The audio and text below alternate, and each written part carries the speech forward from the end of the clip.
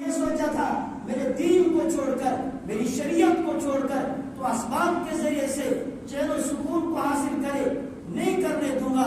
آج تیرے پاس مال بھی ہے، دولت بھی ہے، لاکھوں کا بیڈ اور بستر تیرے پاس پڑا ہے، اس بستر پر میں تجھے لیٹنے نہیں دوں گا۔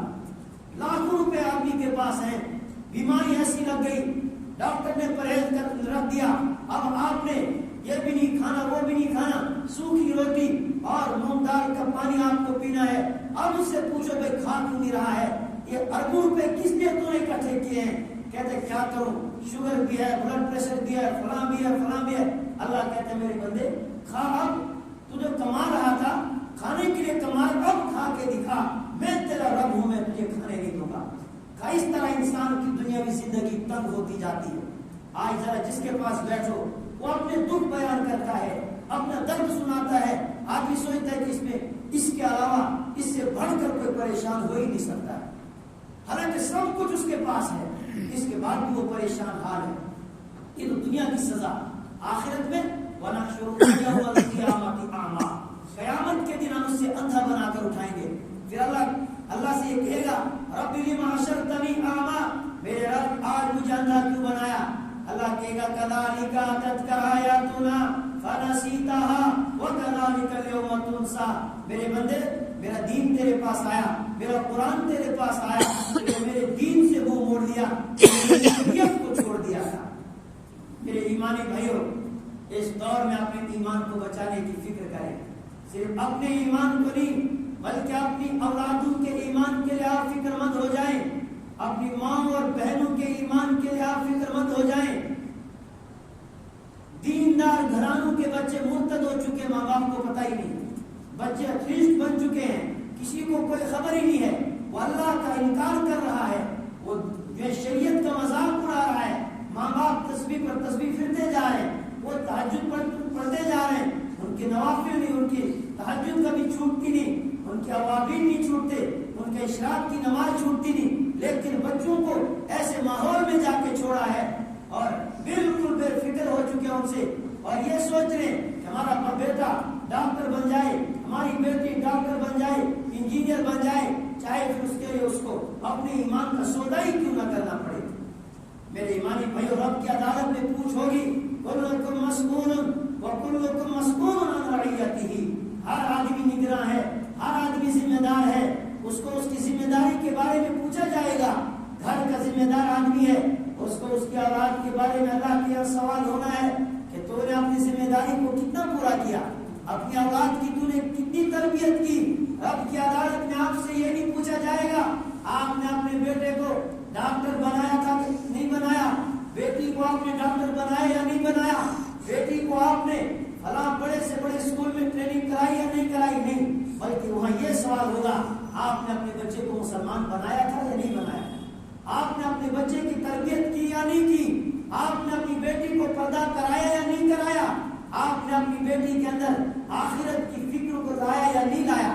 اس چیز کا سوال رب کی عدالت میں ہونا ہے۔ پھر وہاں آپ کو یہ نمازیں کام نہیں آئیں گی، پھر آپ کے روزے وہاں پر اس وقت کام نہیں آئیں گے جہاں آپ کی اولاد مرتد ہو چکی ہوگی، اور رب کی عدالت میں آپ کے خلاف مقدمہ دائر کریں گے، ربا یہی وہ میرے ماں باپ ہیں، یہی وہ میرا بھائی ہے جس نے مجھے اس اسکول کے اندر داخلہ دلوایا تھا، اور یہ جانتا بھی تھا اس اسکول کا ماحول ایسا ہے، یہاں بے حیائی کی تعلیم دی جاتی ہے، یہاں بے شرمی کی تعلیم دی جاتی ہے، یہاں ننگا کر کے نچایا جاتا ہے، سب کچھ جانے کے باوجود بھی اس نے مجھے اس آگ کے اندر دھکیل دیا تھا۔ آج ہم اپنی اولاد کو آگ کے اندر دھکیلنے کے بعد اب ان سے کہتے ہیں جلنا نہیں، بچے کو سمندر کے اندر پھینک کر کہتے ہیں بچے اب ڈوبنا نہیں۔ اب جب اس کو آپ نے خود اس کے اندر پھینکا ہو تو ڈوبے گا، بے حیائی کے ماحول میں ڈالنے کے بعد آپ کہیں گے کہ یہ بے حیا نہ بنے، یہ کیسے ہو سکتا ہے؟ اس لیے اپنی اولادوں کے ایمان کی فکر کریں۔ جہاں آپ کے بچے دن بھر اسکولوں میں رہتے وہاں ان کے اوپر محنت کی جاتی ہے، لیکن کم از کم آپ صبح و شام اپنے بچوں کو مکاتب کے اندر بھیجیں تاکہ مکاتب کے اندر آ کر وہ قرآن سیکھیں، یا ان کو عقائد درست کرائے جائیں، یا ان کو اللہ کا تعارف کرایا جائے گا، یا انہیں اللہ کے نبی صلی اللہ علیہ وسلم کا تعارف کرایا جائے گا۔ آپ سورہ کہف کو پڑھیں، اللہ تبارک و تعالیٰ نے اپنے بندوں کی رہنمائی کی ہے کہ کہ جب فتنوں کا دور آئے گا اور تم نے اپنے ایمان کو کیسے بچانا ہے اور کس کس طرح کے حملے تمہارے ایمان کے اوپر ہوں گے، وہ سارے اصول، وہ ساری رہنمائی سورہ کہف کے اندر اللہ نے بیان کی ہے۔ اور پہلے اعلان کر دیا الحمدللہ الذی انزل علی عبدہ الکتاب ولم یجعل لہ عوجا قیما لینذر بأسا شدیدا من لدن ویبشر المؤمنین الذین یعملون الصالحات ان لهم اجرا حسنا۔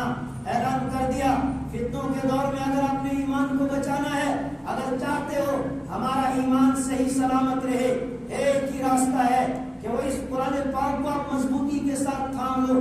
یہ قرآن پاک ہے جو تمہیں صحیح راستہ بتائے گا، یہ قرآن پاک ہے جو تمہیں ادھر ادھر بھٹکنے نہیں دے گا، بلکہ یہ قرآن پاک تمہیں تمہارے رب کے ساتھ جوڑے گا۔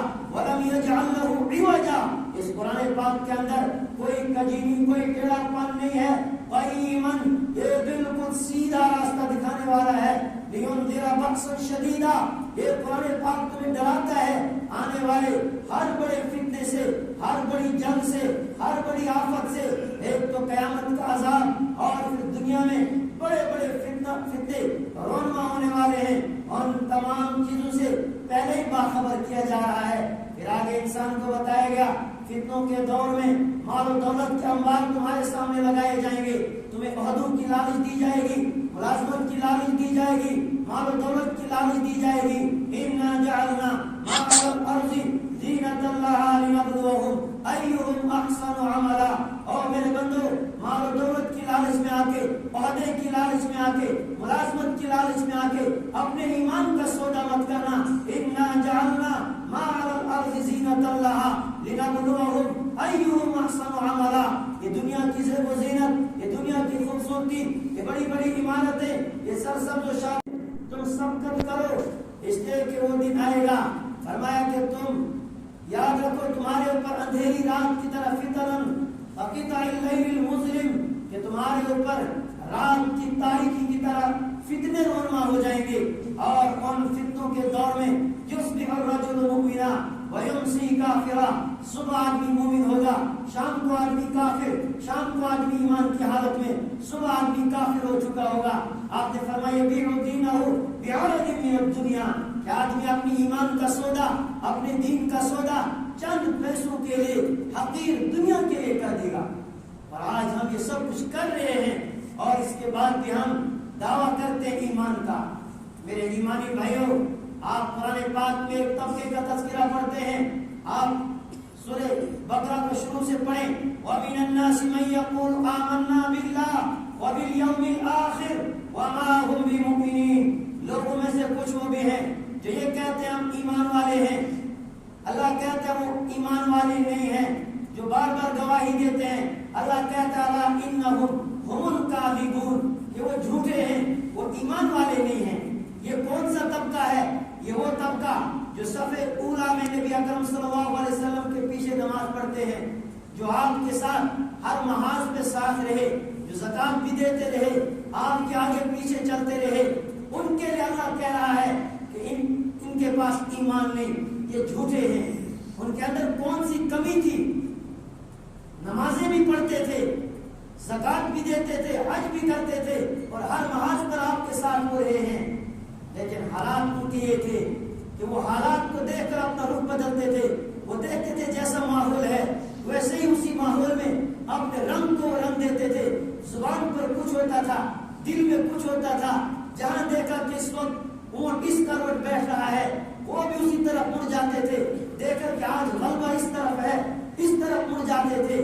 آج ہم بھی یہی کرتے ہیں، ہم بھی حالات کے دباؤ میں آ کے گھبرا کے اپنا رنگ بدلتے رہتے ہیں، اور نمازیں بھی وہ پڑھتے تھے۔ لیکن آج کے مسلمان کا حال کیا ہے؟ نماز وہ نہیں پڑھتا، زکات آج کا مسلمان نہیں دیتا، حج آج کا مسلمان نہیں کرتا، کسی بھی کام کو اللہ کی راہ میں قربانی دینے کے لیے یہ بندہ تیار نہیں ہے، اور اس کے بعد بھی دعویٰ کر رہا ہے کہ میں ایمان والا ہوں۔ پھر ہم سے بڑا جھوٹا کون ہو سکتا ہے کہ جب ہم دعویٰ سب کچھ کرتے ہیں، نہ نماز بھی ہم نہ پڑھیں، زکات بھی نہ دیں، کوئی کام نہ کریں، پھر ہم کہیں کہ ہم ایمان والے ہیں۔ میرے ایمانی بھائیوں، نام سے کام نہیں بنے گا، بلکہ جب تک نہ ہم عملی طور پر دین کو اپنائیں، جب تک نہ ہم نبی اکرم صلی اللہ علیہ وسلم کی ایک ایک سنت کو نہ اپنائیں، جب تک نہ ہم اپنی آخرت کو سنوارنے کی کوشش نہ کریں، تب تک ہماری دنیا بھی تباہ ہے، آخرت بھی تباہ ہے۔ یہ مجلسوں کا مقصد ہی یہی ہے کہ ہمارے اندر آخرت کی فکر پیدا ہو جائے۔ کہ میں نے آپ سے کہا کہ دنیا باقی رہنے والی نہیں ہے، بلکہ دنیا تو ایک قیام گاہ یا انسان یہ گزر گاہ ہے، یہاں آدمی نے گزرنا ہے اور منزل کہیں اور ہے، اپنی اس منزل کی تیاری کرنی ہے۔ اس کے لیے نبی اکرم صلی اللہ علیہ وسلم فرمایا کہ اپنی آخرت کی تیاری کرو، اس لیے کہ دنیا کسی بھی طرح گزر جائے گی، ہم پریشانیوں میں گزارو، خوشی میں گزارو، دنیا گزر جانی ہے، لیکن آخرت کا مسئلہ ہے۔ اگر وہاں انسان پھنس گیا، وہاں حساب و کتاب شروع ہو گیا، میرے ایمانی بھائیوں، وہاں جواب دینا بڑا مشکل ہو جائے گا۔ اس لیے آپ اپنے ایمان کی بھی فکر کریں۔ میں نے آپ کو پہلے ہی بتایا، اللہ نے وعدہ کیا، میں آپ کو سورہ کہف کے ایک بات کو بتاتا، لیکن وقت نہیں ہے۔ میں نے آپ کو بتایا کہ انسان کو بتایا کہ تمہیں لالچ دی جائے گی، اور بیچ میں پھر ایک جگہ فرمایا وَاتْلُ مَا أُوحِيَ إِلَيْكَ مِنْ كِتَابِ رَبِّكَ لَا مُبَدِّلَ لِكَلِمَاتِهِ وَلَن تَجِدَ مِن دُونِهِ مُلْتَحَدًا۔ پھر حکم دیا کہ قرآن پاک کے ساتھ وابستگی اختیار کرو۔ وَاصْبِرْ نَفْسَكَ مَعَ الَّذِينَ يَدْعُونَ رَبَّهُمْ بِالْغَدَاةِ وَالْعَشِيِّ يُرِيدُونَ وَجْهَهُ۔ فتنوں کے دور میں اگر اپنے ایمان کو بچانا چاہتے ہو، پھر آپ دنیا سے کٹ جاؤ۔ پہلے تو اصحاب کہف کا واقعہ بیان کیا کہ کس طرح انہوں نے اپنے ایمان کو بچایا، اور پھر آگے فرمایا کہ تم ان لوگوں کے ساتھ اپنا تعلق رکھو، ان لوگوں کے ساتھ جڑ جاؤ جو صبح و شام اللہ کو پکارتے ہیں، اللہ والوں کی صحبت اختیار کرو، ان کے ساتھ رہو، تب تمہارا ایمان بچ سکتا ہے۔ اور ان لوگوں کے پیچھے نہ چلو، وَلَا تُطِعْ مَنْ أَغْفَلْنَا قَلْبَهُ عَنْ ذِكْرِنَا۔ فرمایا ان لوگوں کے پیچھے مت چلنا جن کے دلوں کو ہم نے غافل کر دیا ہے، جن کے دل ہماری یاد سے غافل ہیں، ان کے پیچھے چلو گے تو ایمان چلا جائے گا۔ اللہ والوں کے پاس آؤ گے، ان کی صحبت میں رہو گے، ان مجلسوں کو اختیار کرو گے تو یہاں ایمان بنے گا، ایمان بچے گا۔ میرے ایمانی بھائیوں اور بہنوں، میری آپ سے یہی التجا ہے، فتنوں کا دور ہے، ایمان بچانا بہت مشکل ہے۔ میں نے چند ٹوٹی پھوٹی باتیں قرآن اور احادیث کی روشنی میں آپ کے سامنے بیان کی ہے۔ اللہ کرے یہ باتیں میرے دل میں اتر جائیں، آپ کے دل میں اتر جائیں۔ اللہ ہم سب کے ایمان کی حفاظت فرمائے، اللہ ہماری نسلوں کے ایمان کی حفاظت فرمائے، ہماری ماؤں بہنوں کے ایمان کی حفاظت فرمائے۔ وآخر دعوانا